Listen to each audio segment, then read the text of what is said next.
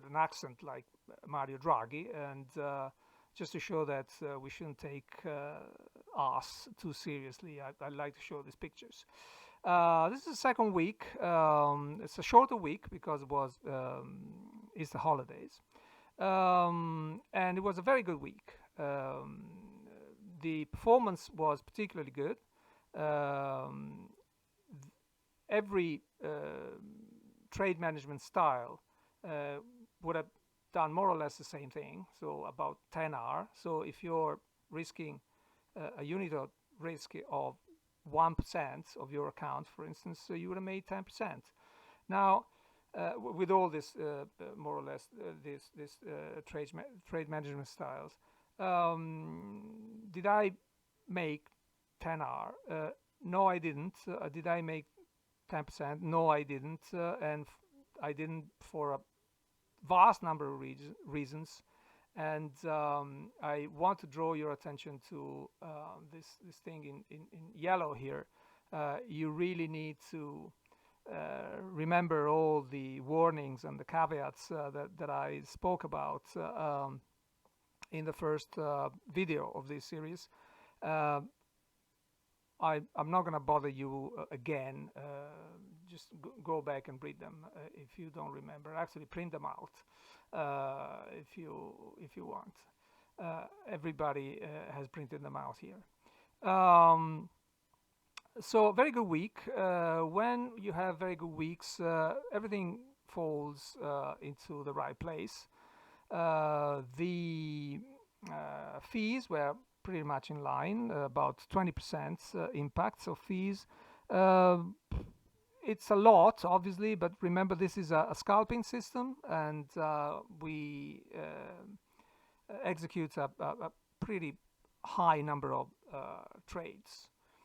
There will be weeks where the impact of fees will be much higher and possibly wipe out the whole profits or add to the losses.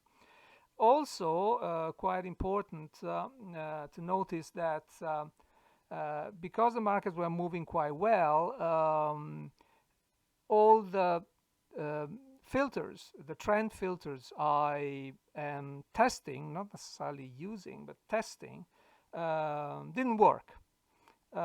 We didn't need them basically for this particular week. The problem is that you never know at the beginning of the week if it's going to be a great week or a bad week. So in this particular case, they harmed the system by the tune of 5R, which is quite remarkable. Now, you can see how so far so good for the first 2 weeks. We had a little drawdown here, but things are looking pretty good.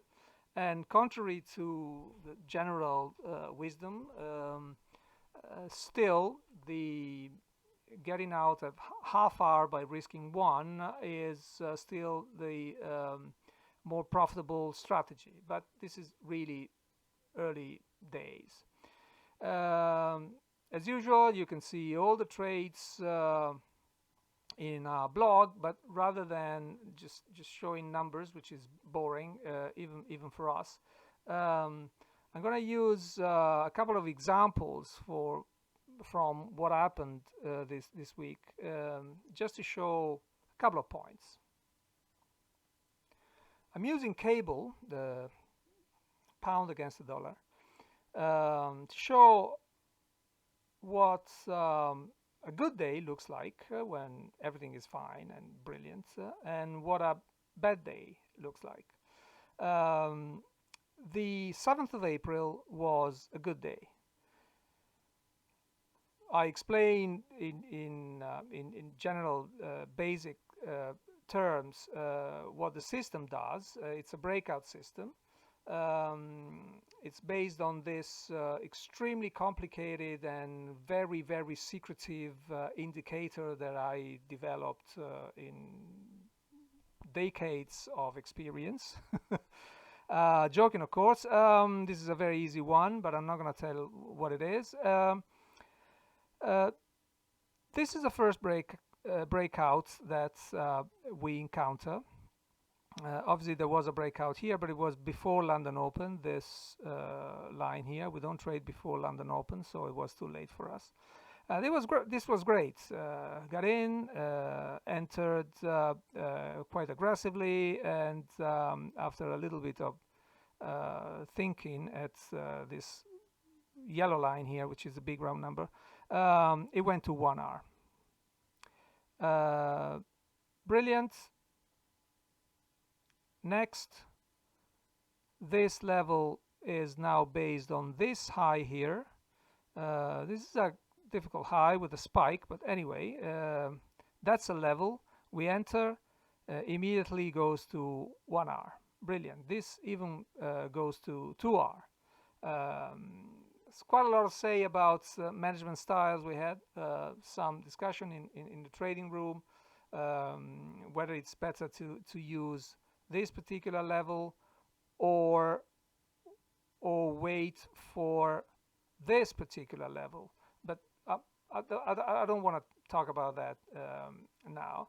I just want to say that again, the day is not over, and at 3 o'clock we have another fantastic trade, and we got 3 out of 3.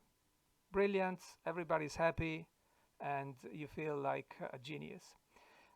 This is the same system, exactly the same system. Nothing has changed, and this is the day before. This is the 6th. That's Monday. That's the level we want to enter.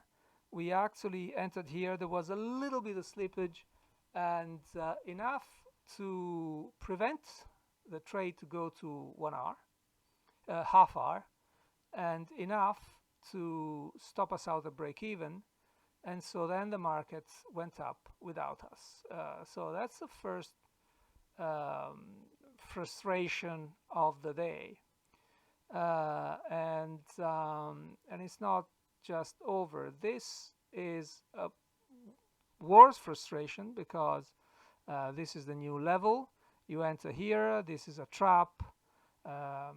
They trapped all the bulls, all the longs. I was one of them. Nothing I can do because I need to follow the rules. And then the market went down. So bad thing. Missed one win and got one loss so far. But it's not finished. 1 o'clock, there was this opportunity here.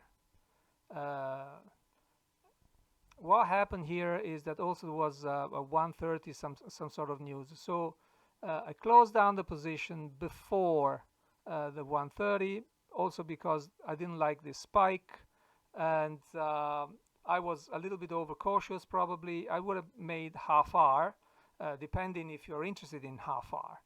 If you're interested in 1R, you wouldn't have made much. You would have had to wait until this point here. But here I would have been flat, and that is another chance to get in. So you get in here. You didn't quite get it on the half R. And as you can see here, this is just past 2 o'clock. I didn't trade this. I wasn't around. I was busy doing other things. But this is interesting. I need to journal this as a trade. But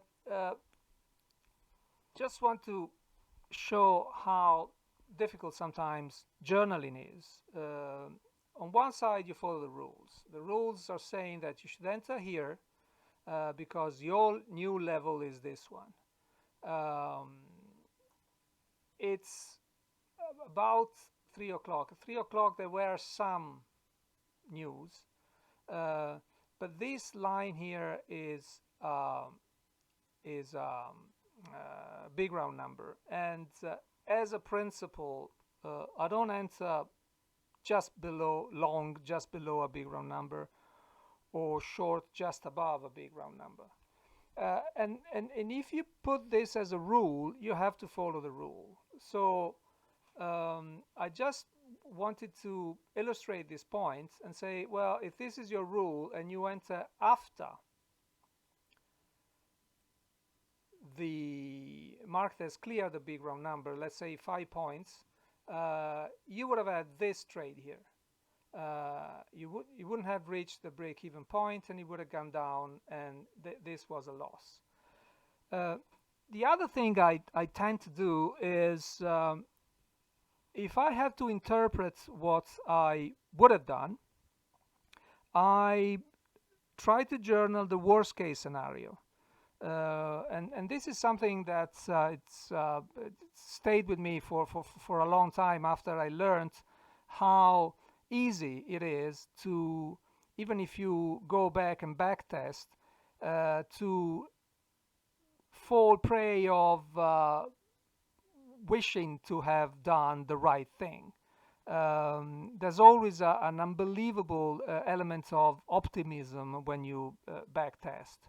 And some people say that, rightly so, you're always over optimizing whatever you do.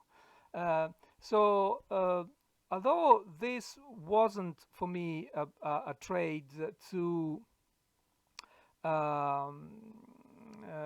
take after the break, the big round number, I just put it down as a loss. So this would have been the second loss of the day.